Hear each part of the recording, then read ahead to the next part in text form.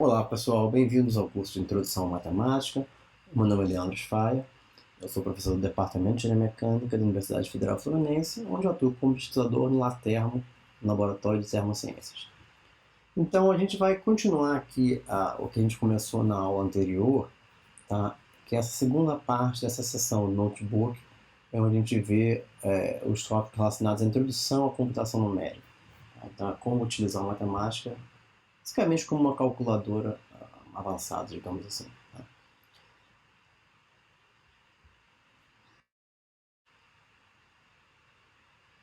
Então a gente vai começar abrindo essa primeira subseção, onde a gente vai ver computações de precisão arbitrária. Tá? A gente já viu anteriormente que a função n vai ser utilizada para calcular, na verdade, uma aproximação numérica, tá? Para uma expressão, tá? Então n de π te dá o valor de π aproximado, tá? Mas agora a gente vai ver que você pode utilizar a função n com o segundo argumento, especificando qual número de casas ou precisão que você quer trabalhar. Então, n de π 40 ele vai te dar agora um número π, né, calculado com 40 casas. Tá? E você tem uma função também, a função precision, que você pode usar para calcular, na verdade, qual a precisão associada a um dado número. Naturalmente, você calcular a precision de nπ vai calcular o n de π, vai dar esse valor. Então, é como se você estivesse calculando a precision desse valor todo aqui. Naturalmente, você vai ter 40, porque esse é o número de dígitos, na verdade, que você está trabalhando. Você especificou como precisão da função n. Se você calcula o precision do número inteiro, tá, você vê que você tem um valor infinito, como se esse número fosse de precisão infinita, no sentido de que ele é um número exato, então ele não depende da precisão. Tá? Da mesma forma que a constante π, ele vai tratar ela como o valor exato de π. E se você não tem como calcular o valor exato com um número finito de casas decimais, mas ele consegue, para diversas operações, tratar o π como exato, então com isso a constante π tem precisão infinita também. Tá? Onde essa constante, que é representada pelo símbolo infinito, você pode digitar no input também como infinity, tá? Ela representa, na verdade, uma grandeza positiva de magnitude infinita. Tá? Da mesma forma que se a gente calcular a raiz quadrada de 7, né, de anteriormente, ele não tem o valor para isso. Então, isso aqui ele tem, nessa forma, indicado, isso tem precisão infinita. Né? Mas agora, se eu calcular essa raiz de 7 com n,30, eu estou calculando com 30 dígitos. Tá? Então, você tem um valor dessa raiz de 7 com um número maior de dígitos. Tá? Se eu agora combinar, né, esse tipo de operação, então, se eu estou combinando a raiz quadrada de 7 com 30 dígitos com o π que eu coloco 40 dígitos numa operação, se a gente começar a olhar, você vai ver que o número de dígitos do resultado, você já começa a ver que está basicamente com o mesmo número de dígitos do anterior. E isso ocorre porque ao fazer uma operação numérica com uma quantidade de precisão inferior à outra, tá? Ele não tem como criar precisão para essa quantidade, então basicamente o que é feito, ele reduz a precisão do que é mais alto, tudo para a precisão mais baixa, faz a operação com a precisão mais baixa. Tá? Então você calcular o precision disso, tá? Não dá 30 exatamente porque as operações no computador são feitas no sistema binário, tá? Então, isso daria um número exato no sistema binário, tá? E aí você, no sistema decimal, ele fornece uma aproximação para esse número de dígitos, né? Então, tá. Se eu calcular agora uma aproximação para a constante e, igual a gente viu, você tem aquele valor do e, tá? Mas agora você vê que isso aqui só tem 6 dígitos, né? 1, 2, 3, 4, 5, 6. Tá? Mas se eu calculo o precision desse resultado, o que ele me fornece é uma indicação, um resultado de machine precision, tá? Indicando que esse número tem precisão de máquina. Então o que acontece é que sempre que você trabalha na matemática com n sem especificar nada, um número com um ponto, por exemplo, tá? O que ele vai adotar como precisão para fazer as contas é a precisão de máquina, tá? Que se você quiser saber para a máquina em questão que você está utilizando, tá? Você pode saber esse valor com essa constante cifrão machine precision. Isso dá 15, que são quase 16 dígitos, de novo, quase 16, porque a precisão de máquina é especificada no sistema binário. Tá? Então, passar para decimal não dá 16 exatamente. Tá? E aí, se eu combinar naturalmente numa operação o n do e, sem especificar com o número de dígitos, a precisão de máquina, com o n de π 40, o resultado também me dá com 6 dígitos. Então, você vê que são 6 dígitos, mas a precisão de máquina que era para ser 16. O que é isso? Não, isso ocorre, na verdade, como a precisão padrão que a gente vai trabalhar é a de máquina, tá? E, em geral, a gente vai usar esses quase 16 dígitos para fazer contas. E a gente vai querer nunca dificulta muitas vezes você ficar vendo o resultado com todos os dígitos. Então, na precisão padrão de máquina, ele também tem um padrão de mostrar o resultado só com 6 dígitos de precisão, isso só para simplificação, mas não quer dizer que esse número tem 6 dígitos, ele tem a precisão de máquina, na verdade, o número de dígitos de precisão, tá? E ele só usa os 6 dígitos para exibir o resultado. Tá? Tanto que se eu calcular o precision disso aqui, ele vai te dar machine precision. Tá? E da mesma forma que a gente viu como a gente consegue aproximar resultados, você pode pegar números aproximados, né, mas que a gente sabe que tem um número finito de casas decimais, e transformar num número racional, no caso exato, tá, quando for possível, tá, usando essa função rationalize. Então, a função 5, o número 5.95, se eu calculo rationalize, ele vai escrever isso na forma de fração e de uma fração exata, que não tem ponto. Tá? Então, isso naturalmente que é 119 sobre 20 vai dar 5.95. Então, e com isso você conseguiria trabalhar com esse número em outras operações com um valor exato. Então, isso é possível você ir de uma forma aproximada por forma exata, dependendo do número que você vai estar trabalhando. Né?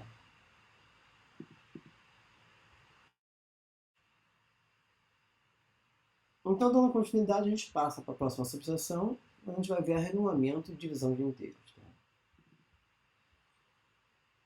Então, a gente vai começar com a função round, que é uma função que faz arredondamento de um número. Então, ela vai pegar um número, tá? E arredondar esse número para o inteiro mais próximo, tá? Seguindo as regras padrão de arredondamento. Né? Então, 2.6 naturalmente arredonda para cima, 3, e 2.4 arredonda para baixo, 2. E o que a gente vai arredondar não tem que ser um número com um ponto decimal, pode ser qualquer número, tá?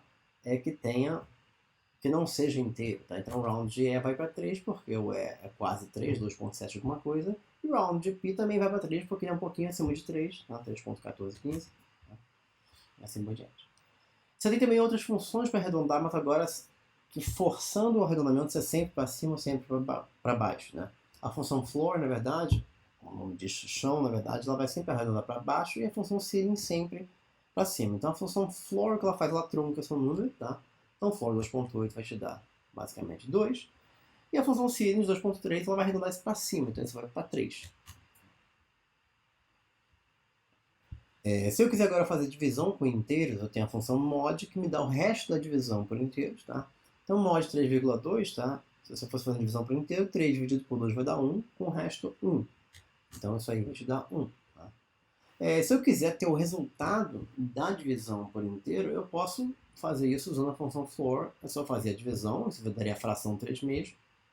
Como a função floor ele arredonda para baixo, na verdade você tem o resultado dessa divisão por inteiro. Tá? Outra forma de aproximação ou arredondamento que a gente pode pensar assim é quando você tem um número muito pequeno, você quer arredondar ou aproximá-lo para zero. Então a função chop que ela faz, ela pega todo número, tá?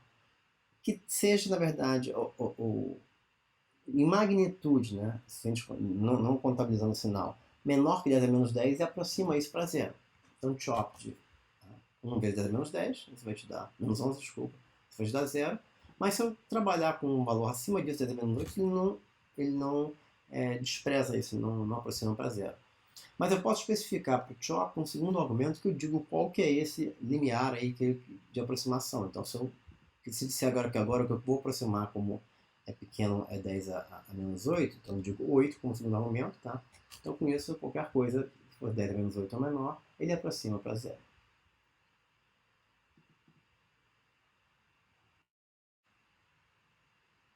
Então, dando continuidade à aula, a gente vai passar para a seção 1.9, subseção, onde a gente vai ver números complexos.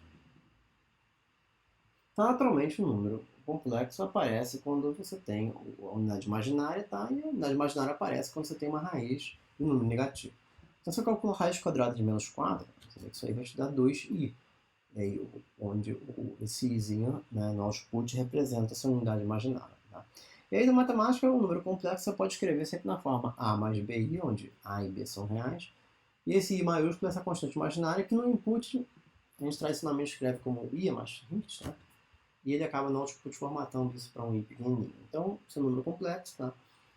Se eu tiver operações com números complexos, ele vai sempre tentar simplificar, por exemplo, se eu tenho uma razão de números complexos, ele já simplifica isso para um número complexo, né? Se eu quiser calcular a parte real de número complexo, tem uma função que faz isso, que é a função RE. E a parte imaginária é a função IM, dá também. Então, 2 mais I, a parte real é 2, e a parte imaginária é 1. Se eu quiser trabalhar agora, calcular o complexo conjugado do número, basta usar a função conjugate, tá? Então isso vai te dar o complexo conjugado. Da mesma forma, a função ABS te dá o módulo do número complexo e a função arg te dá o argumento do número complexo. E aí, lembrando que se você tiver o módulo e o argumento, você consegue reescrever esse complexo na forma polar, né? Então, na forma exponencial.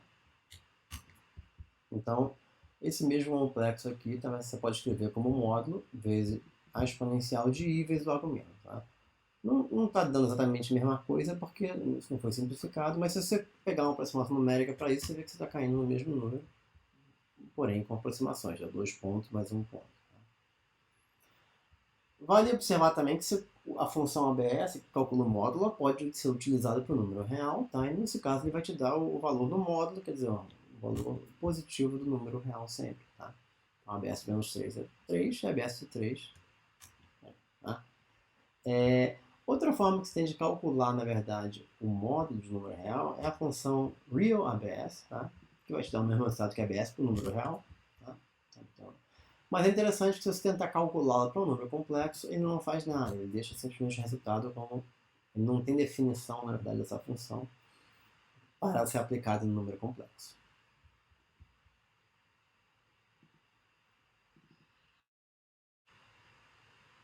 Então agora a gente vai para a subseção operadores relacionais e funções lógicas.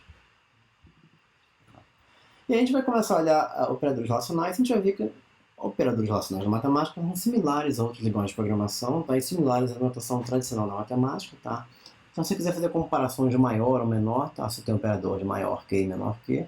Então ao testar se 10 é menor que 7, naturalmente isso vai te dar false, então você tem um resultado false. E 10 maior que 7 dá true, tá? E a gente percebe que o resultado de uma comparação lógica entre números, na verdade, é relacional. Isso te dá, na verdade, as constantes, né, lógicas true e false, constantes booleanas true e false, né? Que são o resultado das operações.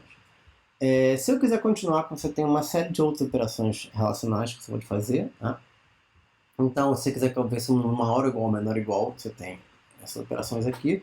E aí isso aqui se digita na forma de maior igual, mas ao digitar o próximo número, automaticamente ele converte para essa forma aqui. Então é só digitar maior igual, maior primeiro e depois igual, ou menor igual. Tá? Então 10 maior igual a 5 dá true, tá? 10 maior igual a 10 dá true naturalmente, 10 menor igual a 5 dá false e 10 menor igual a 10 dá true. Então basta você digitar o operador maior ou menor seguido do igual que ele converte para isso. Tá? Se eu quiser agora fazer uma comparação de igualdade, você tem um operador resultante de 2 iguais, tá? Isso aqui você digita também com um igual e outro igual, e ao você digitar outro número, ele dá uma encolhida ali no operador para mostrar que é um operador único de igualdade. Então 2 igual a 2 naturalmente dá true, tá? E 1 igual a 3 vai te dar false. Tá? Se você quiser agora fazer um teste de desigualdade, tá? Testando se dois números são diferentes, o operador é esse aqui, e você digita isso na forma de ponto de interrogação igual, similar a outra linguagem de programação. E ao digitar o segundo número, ele converte isso para essa forma mais parecida com a matemática tradicional. Então 2 diferente de 2 vai te dar naturalmente false, e 1 diferente de 3 vai te dar true, que são diferentes. Tá? E é interessante observar, na verdade, que esses operadores relacionais você pode utilizá-los, na verdade, numa expressão com mais de um operador. Tá? Então no caso aqui eu estou testando se 4 é maior que 2, que é maior que 1. Então se isso tudo aqui for verdade, né, isso vai te dar true. Tá? Mas se tiver uma coisa que é falsa, isso vai te dar false. Então, se você testar que 2 é maior que 4, como 2 é maior que 4, isso é false. Então, por mais que 4 seja maior que 1, como 2 não é maior que 4, isso tudo vai te dar false. Tá?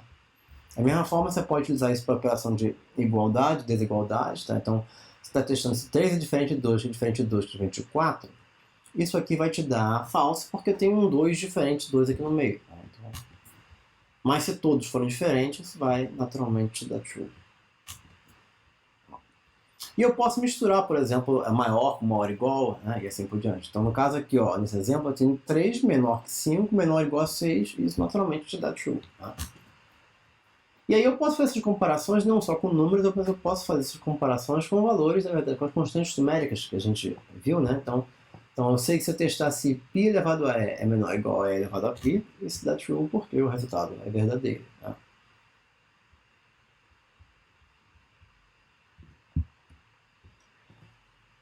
Se eu quiser agora olhar os operadores lógicos, tá? De e ou, né? And e or, na verdade, eu uso funções and e or, na verdade. Então eu vou pegar, no caso, eu estou olhando para uma ou mais, quer dizer, duas ou mais operações, né? Eu quero ver se o resultado dessa e essa é verdadeiro ou falso. Então, nesse caso, 7 é maior que 4 é verdadeiro, 2 é diferente de 3 é verdadeiro, isso aqui vai te dar true. Tá?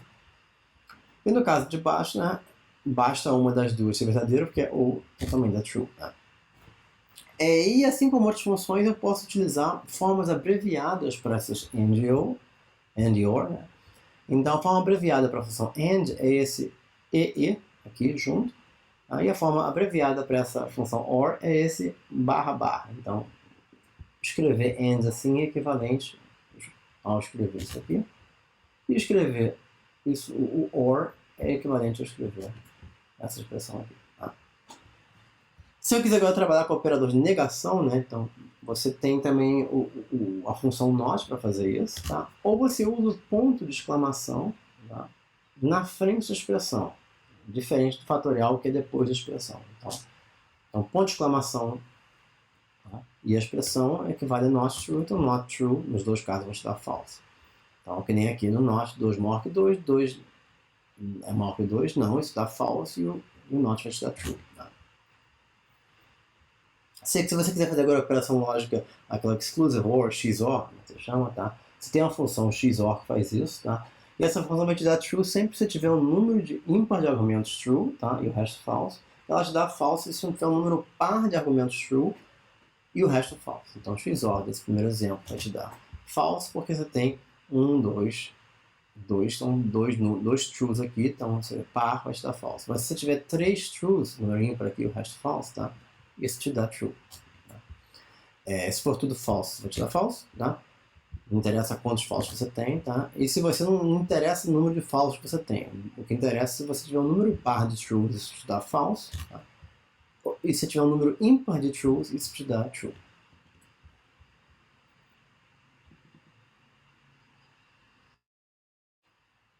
Então, no prosseguimento, a gente vai ver a subseção funções testes aplicadas a valores numéricos. Tá? Então, funções testes são funções que têm um caráter lógico, que elas vão te dar true ou false quando aplicada a números. Tá? A gente vai ver algumas delas. Então, a primeira função que a gente vê é a função primeq. A função primeq ela vai te dar true. Ela testa se um número é primo. Então, como o número 2 é primo, primeq de 2 te dá true. Como o número 4 não é primo, primeq de 4 te dá false. Tá? E é interessante você ver também que para ser verdadeiro, tá? O número não tem que ser o número tem que ser do tipo inteiro, tá? Se você tiver o primeq de 2 pontos, tá? Ele te dá false, tá? Então você tem que ter um número inteiro, tá? Do tipo inteiro, né? Para você poder dar, você não pode ser aproximado, tá? Outras funções aqui são as funções positive, negative, non-positive, non-negative. Basicamente testam se os números são positivos, negativos, não positivos ou não negativos, tá? Então a função positive vai te dar true, porque 3 é positivo. A função non-negative te dá true também, porque esse número não é negativo. Tá? Mesma coisa, a função positive menos 3 vai te dar false, e non-negative vai te dar false também. Tá? Se eu testar agora negative para menos 2, isso vai te dar true, non-positive dá true, tá? Negative vai te dar false, tá? E non-positive te dá false também. Tá? E aí você vai ver que negative e non-positive te dão os mesmos valores, tá? Desde que o número não seja zero. A diferença ocorre em zero porque positive de zero vai te dar false, negative de zero te dá false, mas non-negative e non-positive te dão true. Outras funções de teste que tem são a função numeric e number q. A função numeric q, na verdade, ela testa se um número tem valor numérico, então o numeric q de um número naturalmente vai dar true. Tá? E a função number q testa se um número, se um argumento dela é um número. Tá? Então, óbvio que 2 é um número, então vamos dar true. Mas aí isso fica mais interessante quando você usa as funções nas constantes numéricas. Numeric Q de E vai te dar true porque E tem valor numérico. Mas se eu testo number Q de E, isso vai te dar false porque E não é um número, ela é uma constante com valor numérico. Da mesma forma, se eu calcular o numeric Q de raiz de 2, tá? Isso dá true porque esse é valor numérico. Mas se eu tento calcular number Q de raiz de 2, isso vai te dar false. Porque esse não é um número, esse é um objeto que indica a raiz de 2 que tem valor numérico. Outra função interessante também é a função machine number Q, que ela testa, na verdade, se o número é representado com precisão de máquina. Tá? Então, machine number Q, na verdade, ele te dá 3, porque ele te dá false por 3, porque ele não está sendo representado com precisão de máquina, tá? É um número exato, tá? Mas já se eu calcular o machine number da função de 3 pontos, isso dá true porque ele está usando a precisão de máquina, na verdade, para representar esse número aqui. Da mesma forma que se eu usar o machine number Q de n de 3, isso vai te dar true também. Tá? Se eu usar agora calcular o machine number Q de n de 3,20, isso vai dar false. Porque para representar esse número 3 com 20 casas decimais, ele não consegue fazer isso só com precisão de máquina, ele vai ter que usar algum algoritmo interno da matemática para trabalhar com precisão maior, da mesma forma que ao trabalhar com um número inteiro, na verdade, na matemática, ele trabalha com uma precisão maior para esse inteiro, porque não tem um tamanho arbitrário. Tá?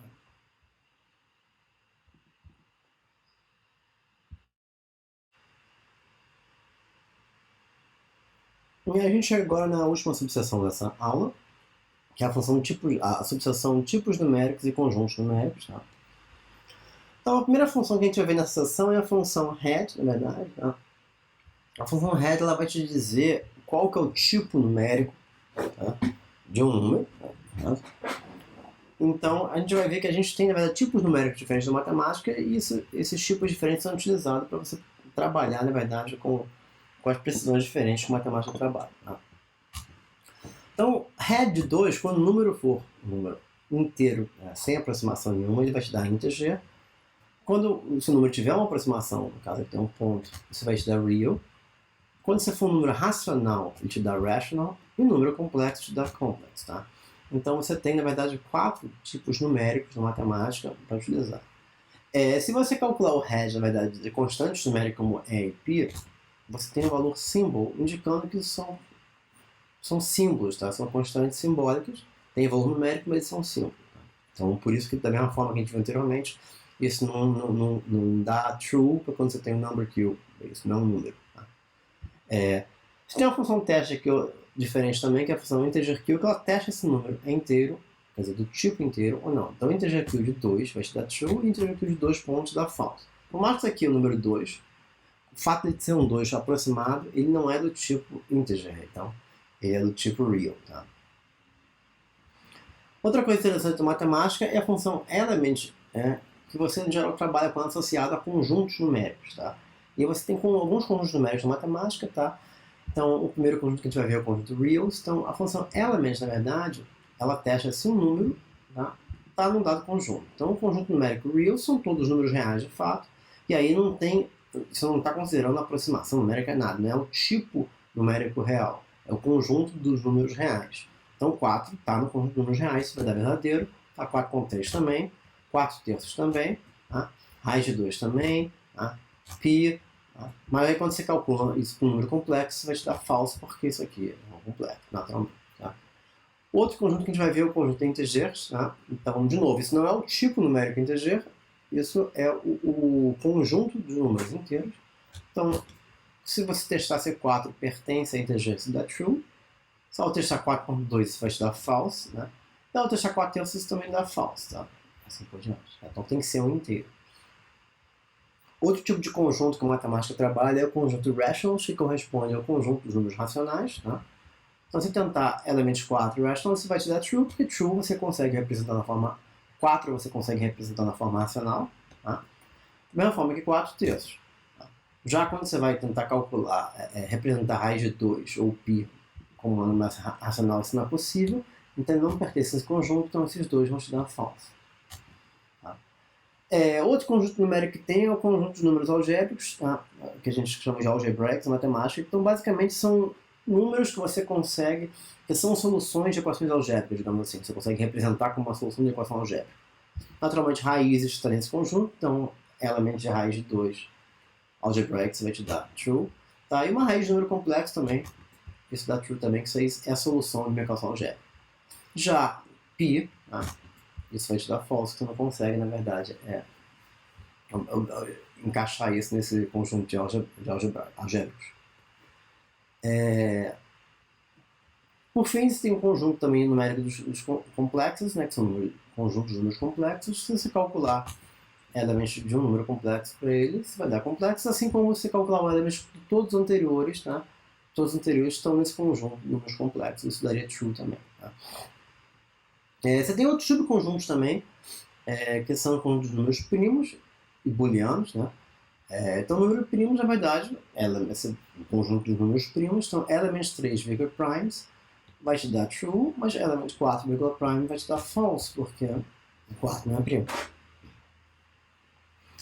Se você quer ver se é uma variável booleana, você tem um conjunto de números booleanos, que é um conjunto formado por true e false. Então, se não for nem true nem false, você vai dar false. Então, element true, booleans, te dá true, mas element 2, booleans vai te dar false.